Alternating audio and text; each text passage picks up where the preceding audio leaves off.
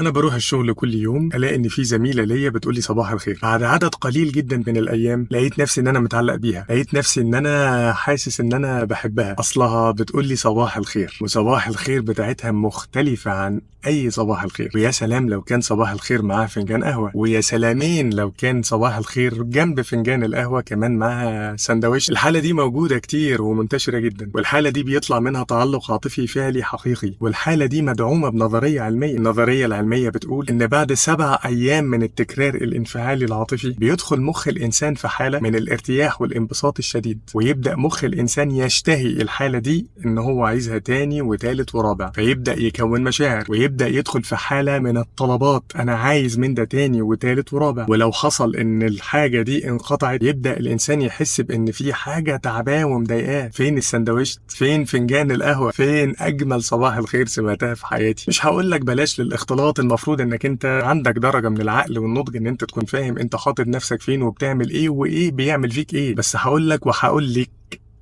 خدي بالك قوي على نفسك وعلى مشاعرك وعلى قلبك وعلى عواطفك. خدي بالك ان ممكن تبقى معظم النار من مستصغر الشرر. خدي بالك انك انت ممكن تدخلي في حالة من التعلق الانفعالي العاطفي الكبير من ولا شيء، من اقل من ولا شيء. ده كان تنبيه سريع عشان انت تبقي فاهمة انت ممكن تدخلي في ايه ازاي، وعشانك انت كمان طبعا، وعشان نكون مقدرين قوتنا الحقيقية ونكون عارفين ان قوتنا الحقيقية مش بتمنعنا ان احنا نقدر نقاوم النوع ده من الانفعالات. بس يا سيدي الناس، بس يا ست الكل، حبيت ان انا اقول لكم صباح الخير بس بطريقه مختلفه. سلام.